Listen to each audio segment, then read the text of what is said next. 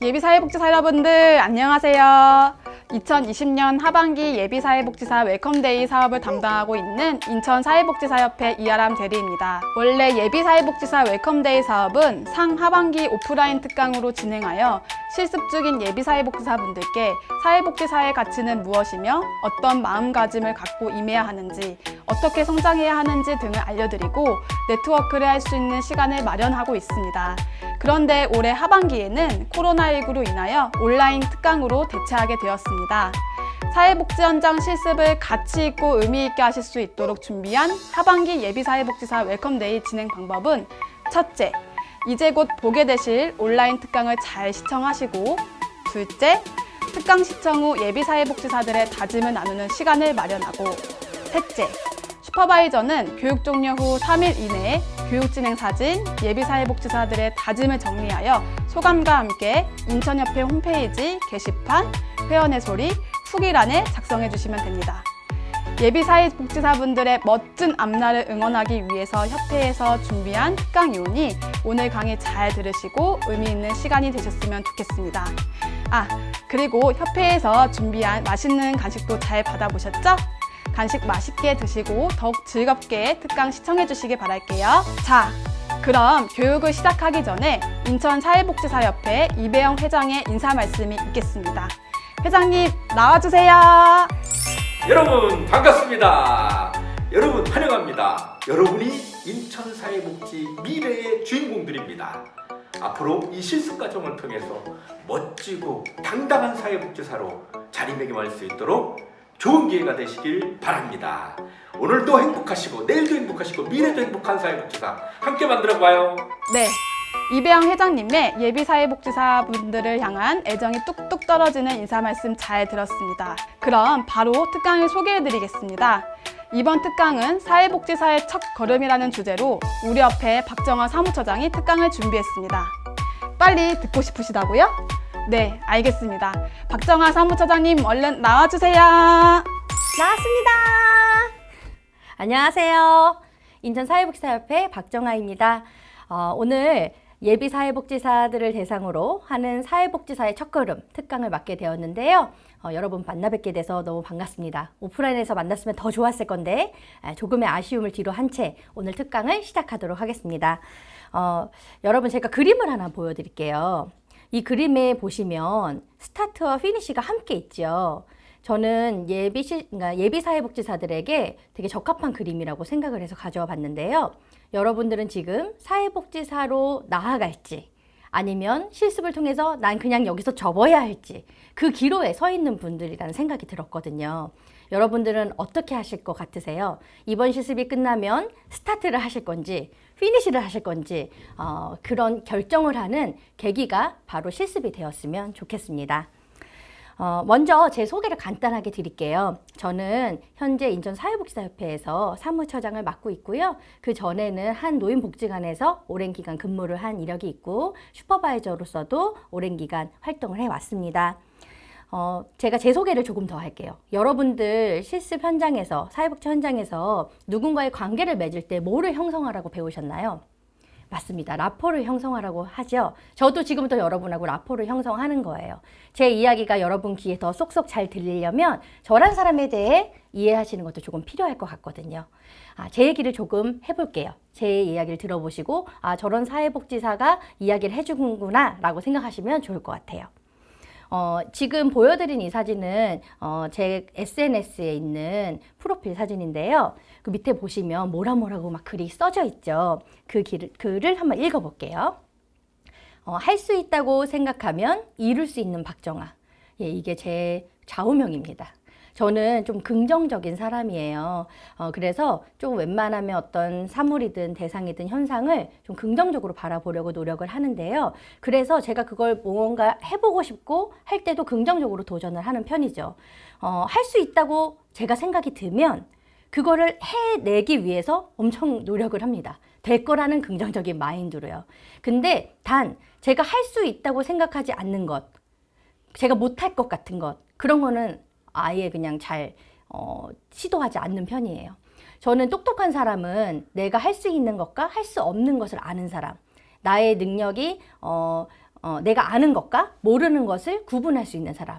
결국 자기 분수를 알고 자기 수준을 아는 사람이 똑똑한 사람이라고 생각을 하거든요. 그래서 똑똑한 사람이 되고 싶어서 좀 자기 분수 뭐 이런 걸 알기 위해서 성찰을 많이 하고 있고요.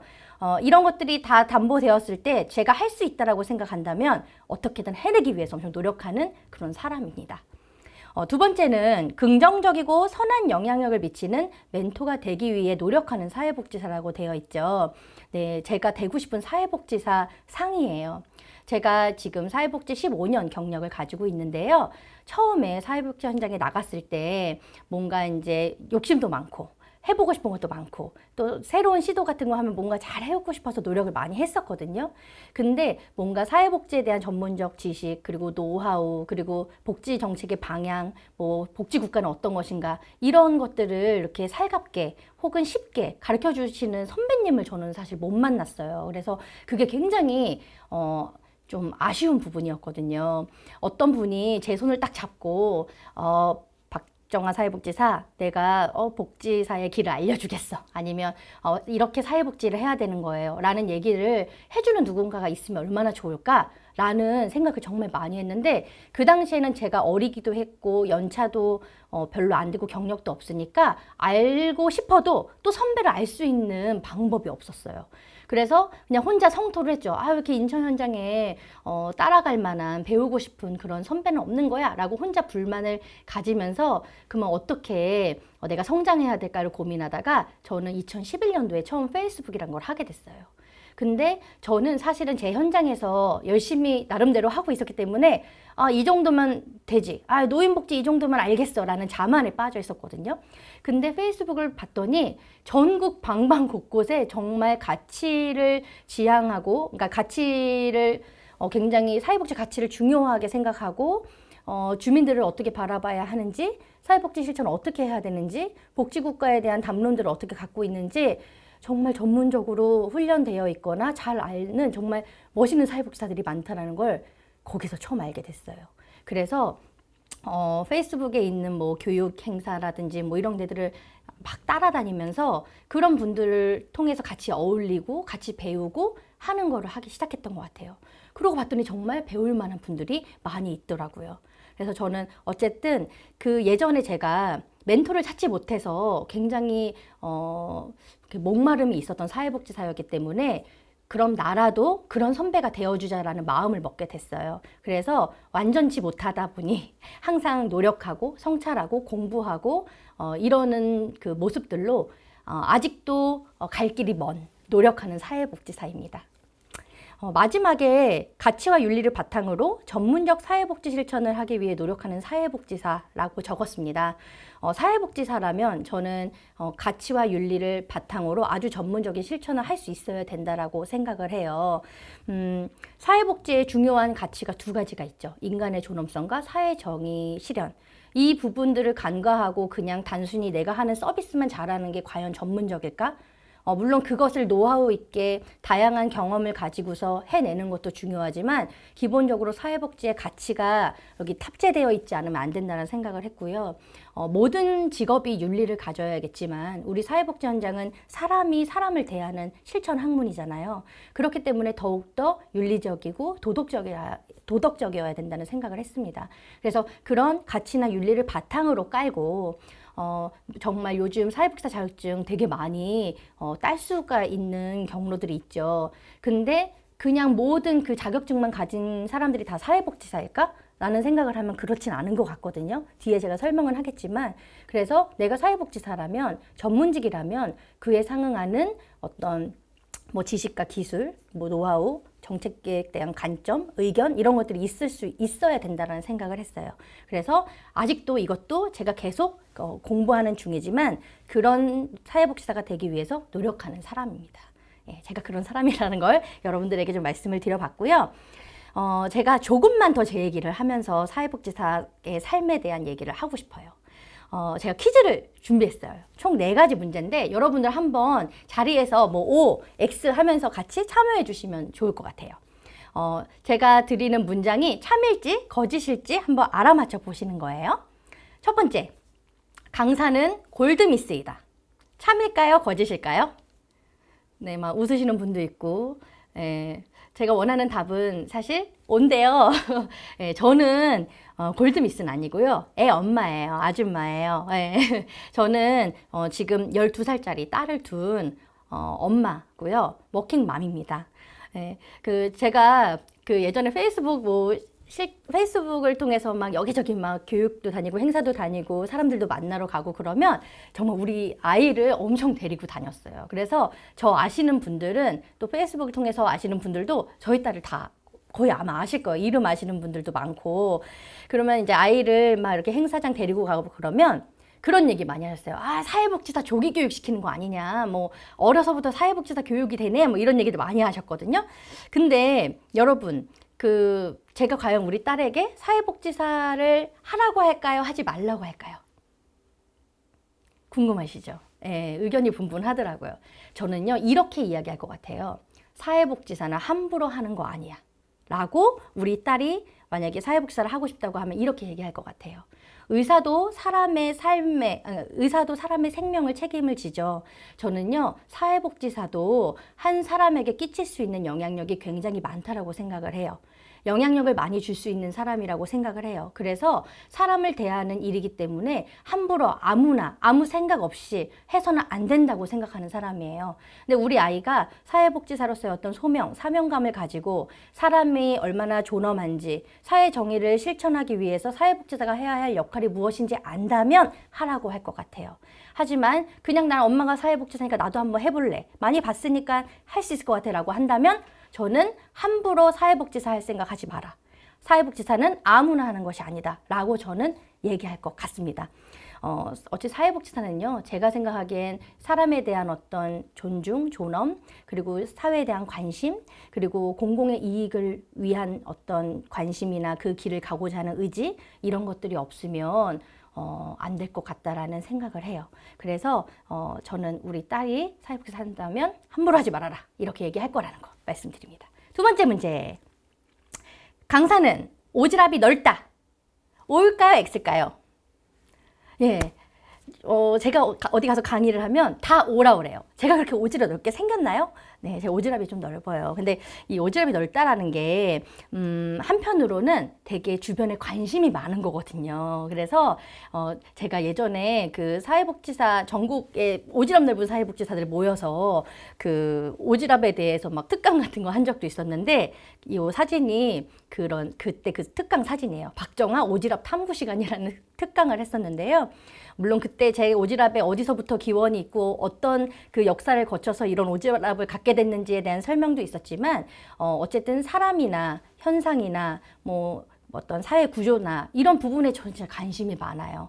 그렇다 보니까 관심이 가는 데는 뭔가 알아야 될 것 같고, 그러면 조금 더 공부도 하게 되고, 또 사람 같은 경우에는 이 사람한테 이렇게 하면 이렇게 될 것 같고, 막 이런 나래들이 막 펼쳐지는 거죠. 그런 것들이 사회복지 실천을 할 때 저는 굉장히 도움이 많이 됐던 것 같아요. 그리고 감정에 대해서도 많이 살피게 되다 보니까 이 사람한테는 어떻게 접근해야 될지, 저 사람한테는 어떤 단어를 먼저 써야 할지에 대한 고민들을 항상 같이 했었던 것 같아요. 그래서 저는 오지랖이 제가 사회복지 실천을 하는데 굉장히 도움이 됐던 것 같아요. 그랬더니 누가 이렇게 묻더라고요. 사회복지사는 다 오지랖이 넓어야 되냐? 아닙니다. 여러 가지 성격 유형을 가진 분들이 사회복지사로 일을 하고 있고요. 한 조직에는 다양한 역량, 성향을 가진 분들이 함께 있어야 더 시너지도 있고 좀 발전이 있을 거라고 생각해요. 그래서 꼭 오지랖이 넓어야 되는 건 아니다. 하지만 오지랖이 넓은 사회복지사가 관심을 둘 수 있는 어떤 범위나 내용이 많다 보니까 저 같은 경우는 참 도움이 됐었다라는 이야기를 들려드리고 싶었습니다. 자, 세 번째 문제입니다. 강사는 노인을 좋아한다. O일까요? X일까요? 아까 제가 노인복지관 근무하다가 제가 한 11년 9개월 정도, 11년 정도 근무를 했는데요. 그만뒀어요. 혹시 어르신한테 질려서 그만둔 걸까? 아니면 무슨 다른 이유가 있었을까? 예, 저는요, 정답을 말씀드리면 어르신들 정말 좋아합니다. 예, 제가 11년간 노인복지관에서 근무하면서 어르신들한테 배운 게 정말 많아요. 그리고 저는 어느 정도로 어르신을 좋아하냐면 그 어르신들의 냄새가 좋아요. 물론 이제 와상노인이나 편찮으신 분들이 그 몸에서 나는 그런 냄새들은 조금 힘들 수 있지만 기본적으로 그 어르신들이 갖는 푸근한 내음이 있거든요. 저는 그 냄새가 너무 좋아요. 그 푸근한 내음이 뭔가 저를 잘 안아주고 또 어르신들 덕담도 되게 많이 해주시고 또 잘만 하면 칭찬도 정말 많이 해주시는 분들이 어르신들이에요.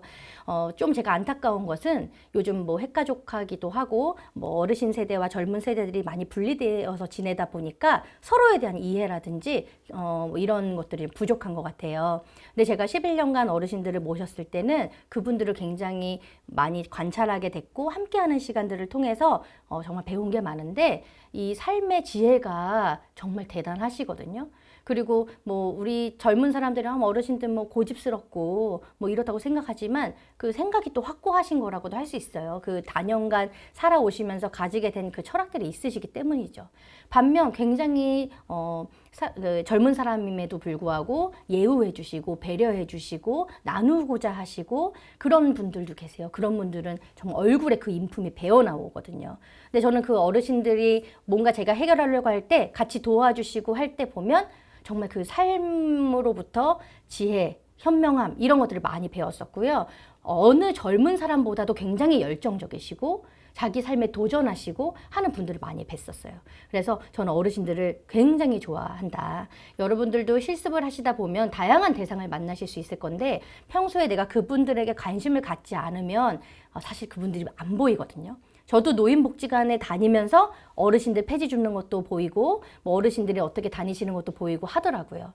내가 어떻게 관심을 갖느냐에 따라 어떤 관점을 보고 그들을 보냐에 따라 대상에 대한 나의 생각이 달라질 수 있어요. 그래서 편견 같은 것보다는 열린 사고로 우리 클라이언트 이용자분들을 보셨으면 좋겠다라는 말씀을 드리고 싶습니다. 마지막 문제. 강사는 사회복지사가 장래의 희망이었다. 맞을까요? 아닐까요? 아니라면 뭐가 꿈이었을까요? 일단 정답부터 말씀드리면 저는 장래희망이 사회복지사가 아니었습니다. 저는 사회복지사가 뭔지, 사회복지학과가 뭔지 잘 몰랐던 사람이에요. 저는 개인적으로 이제 노래 춤추는 거 이런 거 좋아해가지고 가수가 되고 싶었고요. 아니면 교사가 되고 싶었어요. 남 가르쳐주고 하는 걸 좋아했거든요. 그런데 그 학창 시절을 지내면서 제가 저를 봤더니 굉장히 특출나지 못한 거예요. 그냥 좀 잘하는 편이긴 한데 뭐 키도 작고 제가 보기에 비주얼적으로도 별로 그 자신이 없었고요. 그래서 그냥 동네에서 노래방에나 가서 칭찬받자 이렇게 마음을 비웠고요. 그다음 교사는 사실은 수능 성적이 안 나서 못 갔어요. 예, 수능 성적이 제가 원하는 학교에 갈 만큼 나오지 못해서 뭐 꿈을 이룰 수가 없었죠. 근데 그러던 중에 저희 막내 아빠가 그 사회과 그 고등학교 선생님이셨는데 그 아시죠? 입시함에 이렇게 쫙 펴놓고 내가 갈 수 있는 학교들을 막 찾잖아요. 그러니까 우리 작은 아빠가 제 점수를 보고 갈 수 있는 데를 막 찾으시는 거예요. 그러다가 나온 데가 제가 졸업한 학교였는데요. 정말 뭐 일단 4군데를 넣었는데 딱 한 군데 예비로 붙었어요. 예비로. 그게 바로 제가 나온 학교입니다. 굳이 학교에 대한 정보까지는 안 드려도 될 것 같아서. 그래서 예비로 간 학교, 예비 7번으로 붙어서 간 학교에 이제 사회복지학과, 심리학과가 있었는데 사회복지학과를 선택하게 됐죠. 그러니까 저는 어쨌든 대학교 갈 때까지 사회복지에 대한 개념이 별로 없었어요. 근데 가서 사회복지에 대해서 공부를 하고 뭐하고 하다 보니까 제 적성하고 잘 맞는 것 같더라고요. 그리고 제가 갔던 실습 기간이 신생 기관이었어요. 근데 제가 공부할 때만 해도 정말 부부사회복지사 수급자 얘기 나오던 그런 시절이어가지고 이런 사회복지사에 대한 직업 전망이나 뭐 그 직업에 대한 매력을 잘 모르고 있었는데 제가 신생 기관을 갔는데 나름 선생님들이 취미생활도 하시고 칼퇴도 하시고 재미있게 일하시고 좋은 환경에서 일하는 걸 봤더니 괜찮은 거예요. 여기도 일할만 하네 라는 생각이 사실은 들게 됐어요. 그래서 정말 단순하게 괜찮은 대우를 받고 그냥 괜찮은 환경에서 일할 수 있구나 라는 걸 알아서 그때 그 긍정적인 기억이 내가 4년 동안 공부를 해서 투자했는데 이 길을 가야겠다. 어떻게 보면 되게 효율성의 원칙에 따라 직장을 가게 되고 직업을 선택하게 된 거였습니다. 근데 아까 제가 꿈 얘기를 했죠. 장래희망 얘기. 그러면 저는 교사와 선생님이 꿈이었는데 지금 꿈을 이뤘을까요? 저는 반은 이뤘다고 생각해요. 왜냐하면 일단 사회복지 현장에서 뭔가 제 끼를 발산할 수 있는 그런 환경들이 되게 많아서 가지고요. 춤도 되게 많이 췄고요. 노래도 되게 많이 불렀어요. 그러다 보니까 나름대로 제 자아 실현을 그 무대에서 할 수 있는 그런 환경이 주어져서 감사하게 할 수 있었던 것 같고요. 또 하나, 제가 교사가 꿈인데 교사를 뭐라고 부르나요? 호칭에 선생님이라고 하죠. 자, 복지 현장에서 사회복지사들에게 주로 하는 호칭은 맞습니다, 선생님. 그래서 모두가 저한테 선생님이라 불러주잖아요. 교사는 아니지만.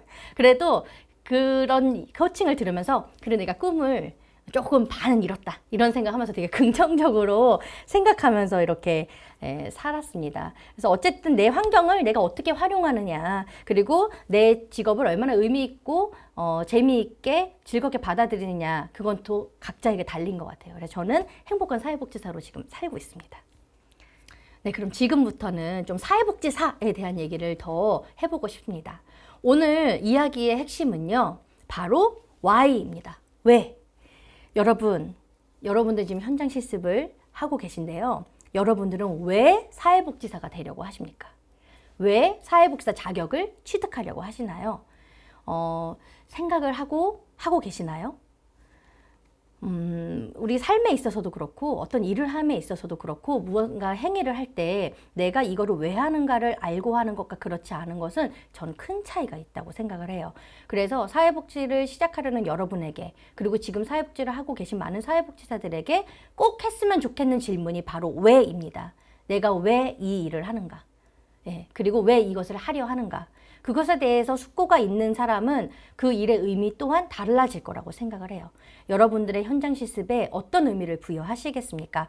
왜 이것을 해야 한다고 생각은 해보고 하셨습니까? 그렇다면 오늘 생각할 기회를 저랑 같이 가져보셨으면 좋겠어요. 여러분들 사회복지사가 되려고 하는데 사회복지사에 대해 어떻게 이해하고 계신가요? 무슨 일을 하는 사람이라고 알고 계신가요? 물론 실습을 통해서 상당 부분은 해소가 되신 분도 있고 아직도 잘 모르겠는 분이 있고 실습을 하려니까 하는 분들도 있을 겁니다. 일단 그래도 저랑 사회복지사에 대해서 오늘 조금 더 얘기를 해보면, 사회복지사는 제가 한번 읽어볼게요.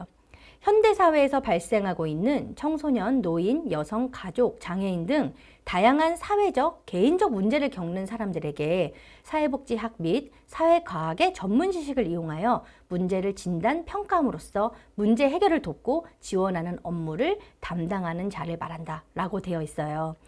여기서 보시면 사실 포괄적이긴 하지만 어떤 단순한 일 하나만을 하는 것이 아니라 굉장히 포괄적이고 복합적인 환경 안에서 다양한 영역들을 하고 있는 것들이 사회복지사라는 것을 조금 아셨으면 좋겠는데요. 사회복지의 어떤 목적, 국민들의 삶의 질 향상이라고 했을 때 우리는 그 삶의 질 향상을 어떻게 시킬 것인가, 어떤 방법으로, 어떤 내용으로, 어떤 관점으로, 어떤 방향으로, 그것을 그리고 왜 해야 되는지 고민을 하셨으면 좋겠어요. 한국사회복지사협회 홈페이지에서 발췌한 내용인데요. 쭉 보시면 뭐 예전에 사회복지사를 어떻게 뭐 총칭을 했으면 뭐 자격증 발급이 어떻게 됐는지 얘기가 있는데 마지막이 저는 가장 중요하다고 생각해요. 사회복지사는 사회복지에 관한 전문 지식과 기술을 가진 자라고 규정하고 있다고 합니다. 여러분, 그러면 사회복지학과를 나와서 4년제 또는 2년제 아니면 요즘 사이버를 통해서도 많이 유입이 되고 있는데요. 그렇게 해서 사회복지사 자격증을 얻으면 여러분은 사회복지사입니까? 여기서 얘기하는 사회복지에 관한 전문 지식과 기술을 가지셨습니까? 예를 들어 의사는요, 굉장히 오랜 기간을 두고서 공부를 하죠. 뭐 10년 넘게 15년, 16년 해야 뭐 전문의, 전공의 이런 것들을 딴다고 알고 있어요. 우리 그분들을 다 전문직으로 인정하잖아요. 그러면 우리 사회복지사는 전문직으로 인정받기 위해서 어떤 노력을 해야 할까요? 그냥 대학교 4년 공부하고 딱 현장에 나가면 저는 전문가라고 얘기할 수 있을까요? 여러분들은 그렇게 얘기할 수 있으세요? 그러면 그렇게 되기 위해서는 어떻게 해야 할까요? 사회복지도요, 패러다임이 계속 바뀌고요. 적용하는 기술이나 관점들이 계속 바뀌어가고 있습니다. 현장에서 풀어내는 실천의 방식, 내용도 계속 바뀌고 있거든요. 그러면 내가 배운 것만 가지고서 그런 패러다임을 쫓아갈 수 있을까요? 우리가 정말 사회복지에 관한 전문 지식과 기술을 가진 사회복지사로 활동하려면 꾸준한 공부가 필요하고 꾸준한 학습 모임, 뭐 이런 교육들이 저는 필요할 거라고 생각해요. 그래서 여러분들이 전문가라고 자신 있게 이야기할 수 있는 사람이 되려면 그에 맞는 지식과 기술을 위해서 끊임없이 연마하고 통찰하고 성찰하고 나아가는 그런 과정이 필요하다고 생각합니다. 그리고 거기에 가치가 아까 굉장히 중요하다고 말씀드렸는데 사회복지에 대한 어떤 소명의식, 그리고 전문직으로서의 사명감, 이런 것들도 함께 있어야 된다고 생각해요. 사회적인 책무가 요구되는 전문직은 대부분 선서문을 갖고 있다고 합니다. 자, 의사는요, 히포크라테스 선서가 있고요. 간호사는 나이팅게일 선서가 있어요. 그리고 한의사는 허준 선서가 있다고 합니다. 이 각 선서문 안에는 각각 전문직의 사명과 정체성이 드러나게 되어 있어요. 그래서 보면 뭐 의사나 간호사, 한의사는 각각 어떤 정체성을 가져야 하는지 이렇게 제가 적어 놨는데요. 또 이뿐만 아니라 검사, 변호사, 판사도 뭐 공익, 인권, 정의, 뭐 헌법, 법률, 양심과 같은 이런 본인들의 전문직의 정체성을 드러내는 단어들이 잘 나와 있죠. 그렇다면 사회복지사 선서가 있다는 거 아십니까? 사회복지사 선서를 보면 사회복지사들의 정체성을 어떻게 알 수 있을까요? 저랑 같이 공부해 보도록 하실게요. 먼저 사회복지사 선서를 저랑 한번 읽어보셨으면 좋겠어요. 저는 이 사회복지사 선서 읽을 때 참 가슴이 뭉클하거든요. 그래, 내가 이런 일을 하는 사람이지. 이렇게 나아가야 하지. 내 자리는 거기에 있는 것이지. 그래, 나는 마땅히 이렇게 일을 해야 해. 라는 그 저만의 나름대로 주문을 외웁니다. 그리고 제 그 책상 맡에는 사회복지사 선서가 항상 붙어 있습니다. 볼 때마다 맞다, 난 사회복지사야. 사회복지사로서 삶을 어떻게 살아야겠어, 어떻게 실천해야겠어 라는 생각 많이 하게 됩니다. 저랑 같은 마음으로 사회복지사 선서를 한번 읽어봐 주시면 좋겠습니다. 선서. 나는 모든 사람들이 인간다운 삶을 누릴 수 있도록 인간 존엄성과 사회 정의의 신념을 바탕으로 개인, 가족, 집단, 조직, 지역사회, 전체 사회와 함께한다. 나는 언제나 소외되고 고통받는 사람들의 편에 서서 저들의 인권과 권익을 지키며 사회의 불의와 부정을 거부하고 개인 이익보다 공공 이익을 앞세운다. 나는 사회복지사 윤리강령을 준수함으로써 도덕성과 책임성을 갖춘 사회복지사로 헌신한다. 나는 나의 자유의지에 따라 명예를 걸고 이를 엄숙하게 선서합니다. 바로 저랑 같이 하신 거 맞죠?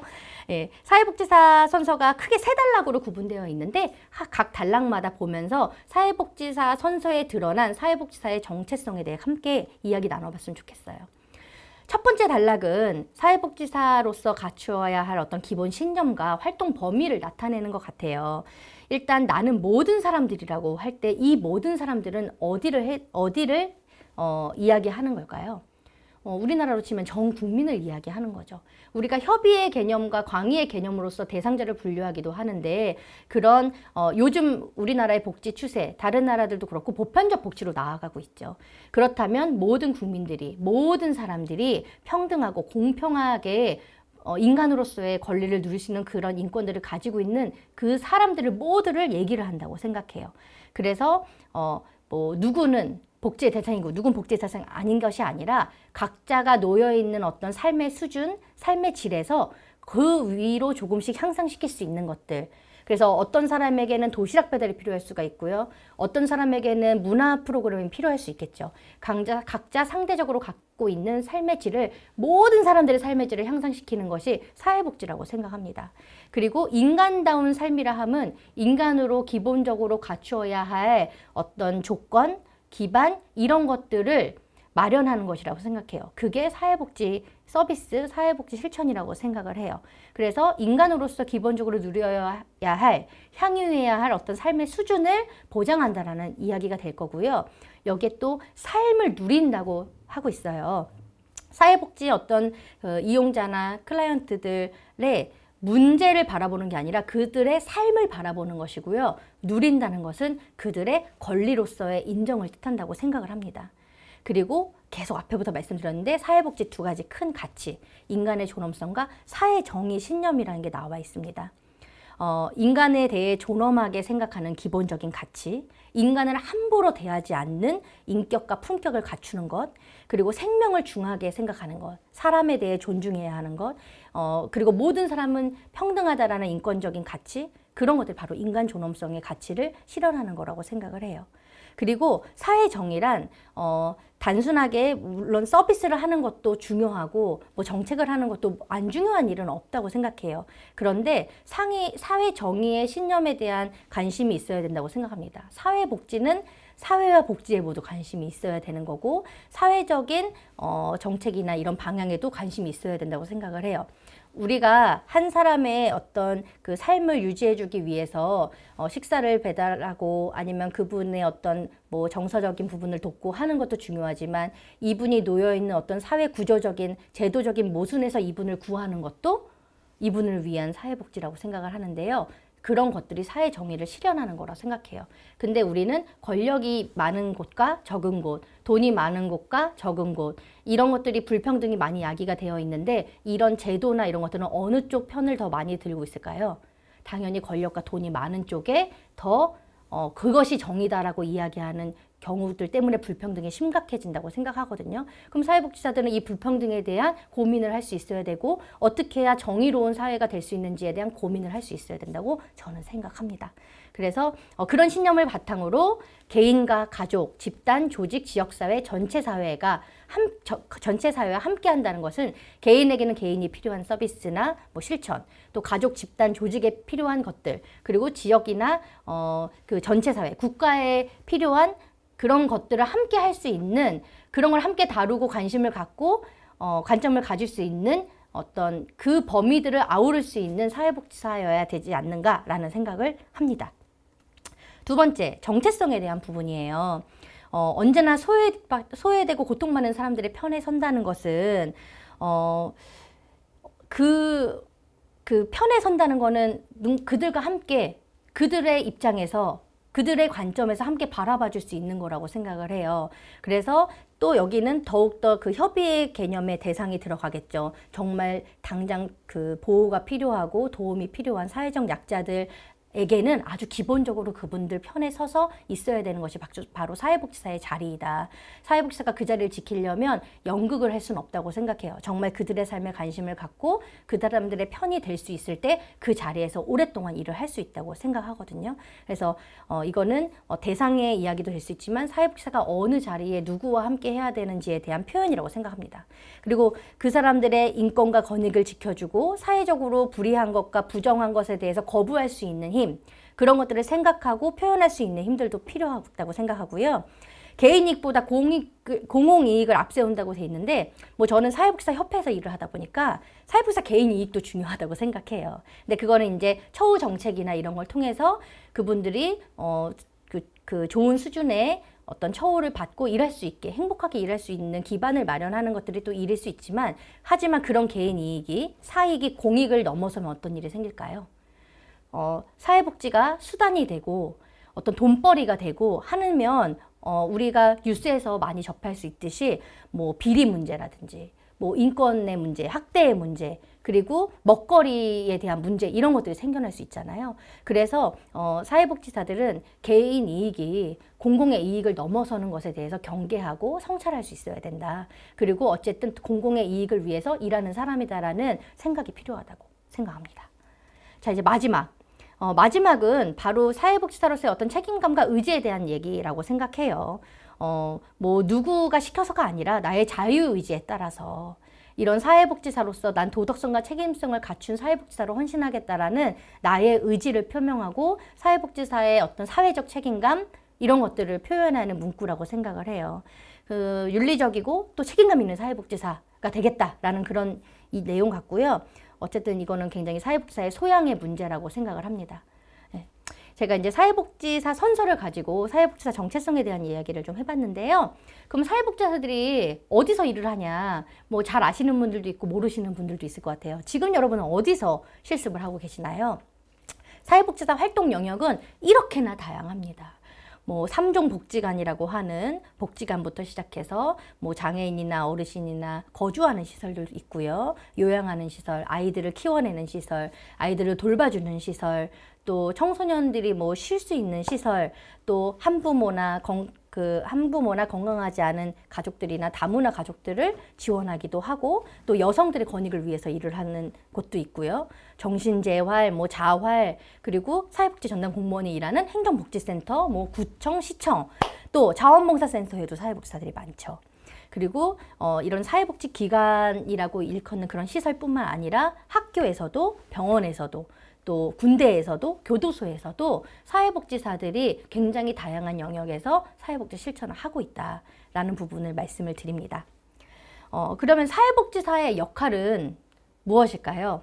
여러분들 아마 교과서에서도 많이 배우시고 실습을 통해서 직접 실천을 해보셨을 거예요.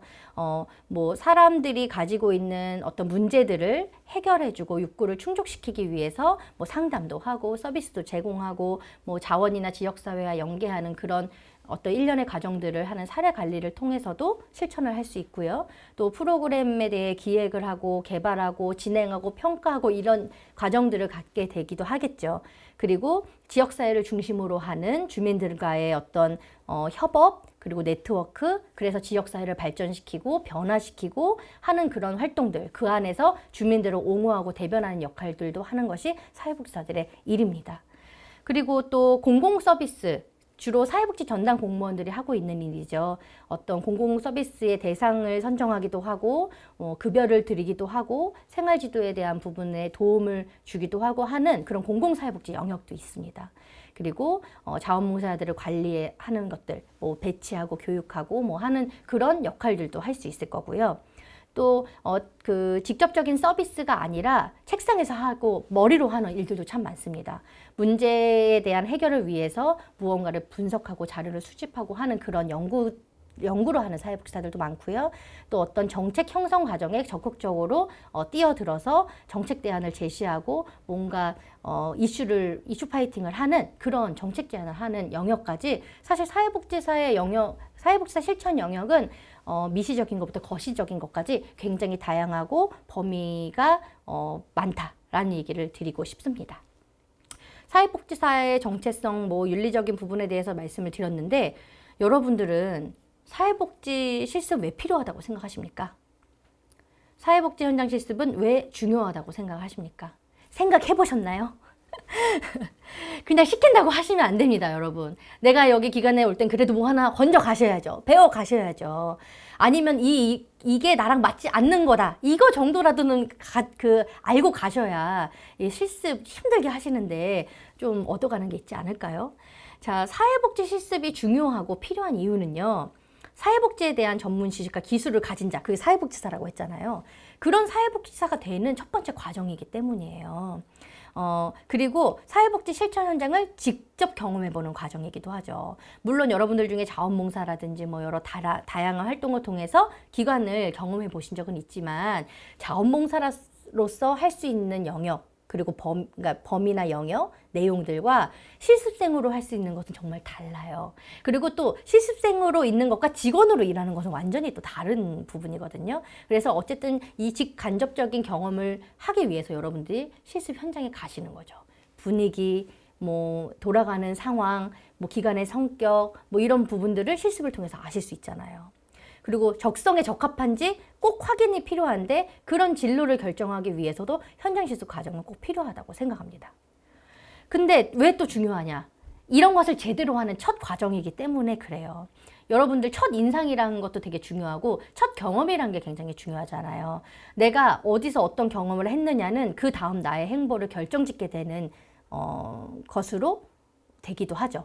그래서 여러분들이 이 기간에서 이 실습 과정을 어떻게 겪어내고 어떻게 받아들이고 얻어가느냐에 따라서 여러분들이 실습으로 인해서 받게 되는 영향력, 그리고 얻게 되고 배우게 되는 것은 달라진다고 생각해요. 그리고 여러분들이 정말 그 실천이 어떻게 되는 것인지, 여러분들이 만나게 되는 이용자들은 어떤 특성을 가지고 있는 것인지, 그리고 이 기관은 지역사회에서 어떤 역할을 하는 것인지에 대한 인식도 하는 그런 경험이기 때문에 굉장히 중요하죠. 제일 중요한 건 뭘까요, 실습에서? 저는 단연코 슈퍼바이저라고 생각합니다. 슈퍼바이저를 정말 잘 만나시면 많이 얻어가실 거예요. 그리고 여러분들이 그만큼 호응을 해주시면 우리 슈퍼바이저 선생님들 더 많은 에너지를 가지고 여러분들을 가르쳐 주시고 노력하실 거예요. 사회복지 현장 많이 복잡하고요. 어려운 것도 많고요. 정말 많이 바빠요. 빡셉니다. 그 과정 속에서도 후배를 양성하겠다라고 이렇게 시간을 만들고 여러분들에게 애정을 쏟는 슈퍼바이저들에게 박수도 보내주시고, 그 슈퍼바이저들이 본인들이 가지고 있는 지식과 기술, 노하우들을 여러분들에게 마음껏 내어주고 알려줄 수 있도록 여러분들도 그런 자세로 슈퍼바이저를 잘 이렇게 뭐라고 할까요? 고마움도 표현하시고 더 많이 배우기 위해서 노력도 하시고 다가가셨으면 좋겠다는 생각 들어요. 어쨌든 어떤 슈퍼바이저를 만나느냐, 여러분들 실습에서 사회복지사로 남느냐, 나는 그만두느냐, 여기에도 아주 큰 영향을 준다고 생각합니다. 그러면 현장 실습 여러분은 어떻게 하고 계시나요? 저도 되게 그 여러 번의 경험을 통해서 실습생들 이렇게 해줬으면 참 좋겠다라고 저도 바라게 되는 부분이 있고 이런 모습들이 참 좋더라라고 생각하는 부분들이 있어요. 저는요, 우리 실습하는 예비 사회복지사들이 나는 정말 예비 사회복지사야라는 마음으로 성실하고 책임감 있는 자세를 가져주셨으면 좋겠어요. 여러분, 실습 과정에서 근태 관리, 과제, 실습에서도 제대로 못하면 여러분들 나중에 취업해서는 잘 하실 수 있을까요? 연습하시고 도전하시고 해내시고 또 시도하고 뭔가를 해냈으면 성취감도 맛보시고 그런 것들을 할 수 있는 기회인데 여기서 여러분들이 준비가 안 되고 연습이 안 되면 과연 취직해서는 잘 하실 수 있을까요? 아닙니다. 예비 사회복지사라는 마음으로, 예비 직장인이라는 마음으로 이런 조직에서 그리고 내 동료들하고 선후배하고 어떤 관계를 맺고 어떤 자세로 해야 되는지에 대한 고민하시면서 했으면 좋겠다는 말씀을 드리고요. 또 사회복지사라면 이런 소양을 갖고 이런 생각으로 이런 철학으로 일을 하는구나 라는 것들을 배우는 과정으로 인식하셨으면 좋겠어요. 그냥 이렇게 하니까 따라서 하고 이게 아니라 왜 저렇게 할까? 어떻게 하면 더 잘할 수 있을까? 우리 슈퍼바이저들을 뿐만 아니라 다양한 사회복지 선배들이 본인들의 노하우가 정말 다 많이 있거든요. 그러면 그 역량들을 빼먹으셔야 돼요. 그래야 여러분들이 실습하는데 큰 도움이 된다고 생각해요. 그리고 학교에서 배운 이론들이 있으실 거예요. 뭐 개별화 원리가 될 수도 있고요. 메슬로우의 뭐 욕구에 대한 것들도 있을 수 있는데 그런 것들을 실천 현장에서 어떻게 녹여내고 있고 어떤 식으로 반영되고 있고 이런 것들을 확인할 수 있는 계기로 삼으시면 되게 재밌을 거예요. 이게 그 얘기구나. 인테이크라는 게 이런 거구나. 우리가 그동안 이론서에서 보던 그런 단어들, 문장들 뭐 이런 것들이 실제로 이렇게 진행되고 있구나라는 걸 확인하면 되게 재미있을 것 같아요. 그리고 현장의 노하우와 실천이 미치는 영향을 어떻게 파악하냐면 저 같은 경우는 관찰을 많이 하시라고 하고 싶어요. 모든 사회복지사들이 가지고 있는 역량이나 강점이 다른데 그분들이 각자 주어진 역할들을 어떻게 잘 해내고 있는지 많이 관찰하시고 누가 오면은 이렇게 응대하는구나. 누가 이런 걸 물어보면 이런 식으로 답변을 하는구나. 전화 응대는 어떻게 하는구나. 페이퍼는 어떻게 작성을 하는구나. 이런 것들을 많은 관찰을 통해서 자기 걸로 만드셨으면 좋겠다라는 말씀을 드리고 마지막으로 내가 만나는 이용자와 기관을 잘 이해하는 과정으로 삼으셨으면 좋겠어요. 그리고 모든 것은요, 아무리 좋고 귀중하고 소중한 걸 여러분에게 내어드려도요, 받아들이는 여러분의 몫이에요. 제가 지금도 굉장히 열변을 토하고 있지만, 여기에서 뭐 하나라도 어떤 신념이든 어떤 다짐이든 뭐가 가져가시는 분은 되실 분입니다. 그런데요, 아무리 좋은 명강사가 와서, 좋은 슈퍼바이저가 와서 아니면 아주 훌륭한 기관에서 여러분이 몸을 담고 있다 하더라도 그걸 내 거로 내재화시키지 않고 성찰하지 않고 학습하려 하지 않고 행하지 않으면 다 말짱 도루묵입니다. 그래서 여러분 모든 건 다 받아들이는 여러분들의 몫이니 여러분들이 그런 생각을 가지고 해주셨으면 좋겠다. 그리고 또 어떤 기관이든 어떤 사람이든 완벽할 수는 없어요. 그러면 이런 게 안 돼 저런 게 안 돼라고 이렇게 뭐 험담을 하시거나 이러기보다는 좋은 것들만 배워오시고 좋은 기억들만 가지고 오셔서 실습이 귀중한 경험이고 그런 그 재산이 됐으면 좋겠습니다. 상처받으시는 일 같은 것도 없으셨으면 좋겠고요. 네, 여러분 이제 실습이 끝나면 여러분들은 뭘 하시죠? 네, 학교 가서 이제 교과목 정리가 다 되고 졸업하시고 하면 자격증을 발급받으셔야 되죠. 그러면 그때 저를 다시 만나실 수 있습니다. 실습 과정이 끝나면 자격증 어떻게 발급받는지 많이 궁금하실 거예요. 물론 각 과사나 뭐 교수님들께서 잘 설명을 해주시겠지만 제가 한 번 더 설명을 드리도록 하겠습니다. 자격증을 발급받는 절차는요, 일단 저희가 중앙에 한국사회복지사협회라는 게 있고요. 그 밑에 17개 시도의 지방협회들이 있어요. 그럼 여러분들은 자격증 신청은 본인이 살고 계시거나 뭐 일하고 계시거나 주로 이제 활동하시는 그쪽에다가 그 자격증 신청을 하시는 거예요. 그러면 지방협회에서 그 서류를 다 검토를 해서 중앙에 있는 한국사회복지사협회로 올리게 됩니다. 그러면 한국사회복지사협회에서 검증과 검토를 거쳐서 여러분들에게 등기로 원하시는 곳으로 등기를 통해 자격증을 발급하고 있습니다. 이런 일련의 과정을 통해서 자격증 발급이 이루어지고 있다는 부분. 그래서 각 시도 협회에 여러분들이 신청하셔야 된다는 거 꼭 기억을 해주시면 됩니다. 자격증 발급 신청에 필요한 서류는요, 현재는 한 5가지 정도 되어 돼요. 그 자격증 발급 신청서가 필요하고요. 성적 증명서 원본 필요하고 현장 실습 확인서도 원본. 현장 실습 확인서 꼭 잘 갖고 계셔야 돼요. 잃어버리시면 아주 복잡해집니다. 원본 필요하시고 반명함 사진 그리고 최종 학력 졸업 증명서 원본이 필요하십니다. 이렇게 증명서 같은 경우는 3개월 이내의 것들만 유효기간이 있으니까 참고해 주시고요. 혹여라도 자격증 발급 신청에 필요한 서류가 변경되는 경우도 있어요. 그런 경우는 저희가 협회 홈페이지라든지 이런 공지사항을 통해서 안내하고 있으니까요. 신청하시기 전에 협회 그 홈페이지 꼭 확인을 해주시면 좋을 것 같습니다. 자격증 접수를 아까 그 각 시도협회로 하신다고 그랬잖아요. 직접 방문을 하셔가지고 서류를 내셔도 되고요. 저희가 등기 우편을 통해서도 접수를 받고 있고요. 요즘은 코로나 때문에 방문 접수는 받지 않고 있습니다. 그러니 우편으로 접수하시면 되고요. 제일 중요한 얘기를 하나 할게요. 모든 자격증을 발급받을 때는 수수료가 발생을 해요. 사회복지사 자격증도 수수료 10,000원이 발생합니다. 그런데 많은 분들이 사회복지사 자격을 받으실 때 사회복지사 회원증도 함께 발급받고 계십니다. 자격증을 받을 때 회원증을 함께 발급받으시면 행정적으로도 편리하시고 이후에 사회복지 현장에 나오셔서 별도로 회원을 가입하지 않아도 되는 그런 일들이 있고요.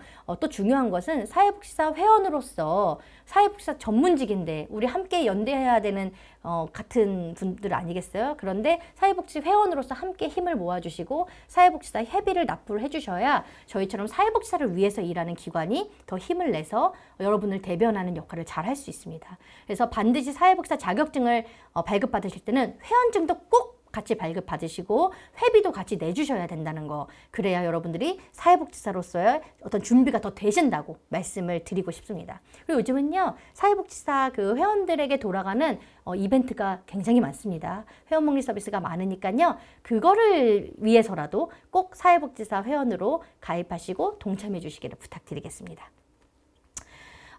사회복지사 자격증을 관리하고 사회복지사 전문성을 위해서 일하는 기관, 바로 저희와 같은 사회복지사 협회입니다. 여러분들 사회복지사 협회 들어보셨나요? 오늘을 통해서 꼭 알으셨으면 좋겠는데요. 자격증도 발급하고 사회복지사들의 처우나 권익을 위해서 힘쓰는 기관이고요. 또 전문성 증진을 위한 교육과 훈련 활동도 하고 있고 또 사회복지 관련된 어떤 정보를 제공하기도 하고 취업이나 실습에 대한 정보도 제공하는 것이 바로 저희들입니다. 그래서 사회복지 전문가 집단이라고 생각해 주시고 여러분들이 사회복지사로 입문하는 그 순간 나는 협회의 일원이다 라고 생각해 주시고 함께 우리의 영향력을 위해서 사회복지사 위상을 위해서 함께 해주셨으면 좋겠습니다. 사회복지사 자격증 발급받을 때는 지방사회복지사협회로 그리고 사회복지사 협회들은요 순수하게 협회와 보수교육의 일부 수익을 가지고 운영을 하고 있습니다. 그렇기 때문에 정부나 시정부나 상대로 저희의 의견을 당당하게 요구할 수 있습니다. 그렇기 때문에 사회복지사 개인이 해결할 수 없는 일들을 사회복지사협회가 조직적으로 앞장서서 해결하고 열심히 노력하고 있기 때문에 항상 힘을 좀 실어주셔야 된다는 생각을 해주시고요. 자격관리, 처우 개선, 권익 향상, 사회복지사 회원 서비스, 보수교육은 사회복지사협회와 함께 해주시면 된다는 거 다시 한번 강조를 하도록 하겠습니다. 우리 인천사회복지사협회는요. 항상 우리 협회가 왜 존재하는지 고민을 많이 하고 있습니다. 그래서 어떻게 존재해야 사회복지사들에게 힘이 되고 사회복지사들이 더 자부심을 가지고 일할 수 있을지 사회복지사들이 감정 노동도 많고 을에 놓여져 있는 어떤 그런 상황들도 많은데 어떻게 해야 더 감동을 받고 자부심을 느끼면서 동기부여가 돼서 더 좋은 서비스를 국민과 시민들에게 이렇게 제공할 수 있는지에 대한 고민을 가지고 역할을 찾고 일을 하고 있습니다. 여러분들 우리 협회 존재감 넘치는 협회, 자부심을 주는 협회, 감동을 주는 협회, 정이 드는 협회, 신뢰받는 협회가 되기 위해서 노력을 하겠습니다. 항상 인천사회복지사협회 많이 기억해 주시고요. 여러분들과 현장에서 다시 만나면 너무너무 좋을 것 같습니다. 오늘 제가 준비한 이야기는 여기까지고요. 궁금한 부분이 있으시면 언제든지 협회를 통해서 협회 현장의 소리라는 그 홈페이지에 창구가 있어요. 그쪽을 통해서도 이야기 주시면 고맙겠습니다. 여러분 그럼 우리 사회복지 현장에서 멋있는 사회복지사로 만났으면 좋겠습니다. 그러면 이상으로 마치겠습니다. 고맙습니다. 강의 잘 들으셨나요? 사회복지사로서의 열정이 뿜뿜 솟는다고요? 역시 예비사회복지사분들 짱입니다. 그럼 이제는 이 시간을 더욱 의미 있는 시간으로 만들기 위하여 슈퍼바이저 분들과 함께 앞으로 어떤 사회복지사가 되고 싶은지 다짐을 적어보고 나눠보는 시간을 가지시면 됩니다. 슈퍼바이저 분들께는 잘 진행해 주시고 끝난 후 후기 작성 잊지 말고 꼭 올려주시기 바랄게요. 그럼 2020년 하반기 예비사회복지사 웰컴데이는 여기서 마무리하겠습니다. 앞으로 인천협회 많은 관심과 응원 부탁드리고요. 자격증 신청은 인천협회로 하시는 거 아시죠? 자격증 취득 잘 하시고 멋진 사회복지사가 되어 사회복지 현장에서 만날 수 있기를 기대할게요. 여러분 화이팅! 그럼 안녕!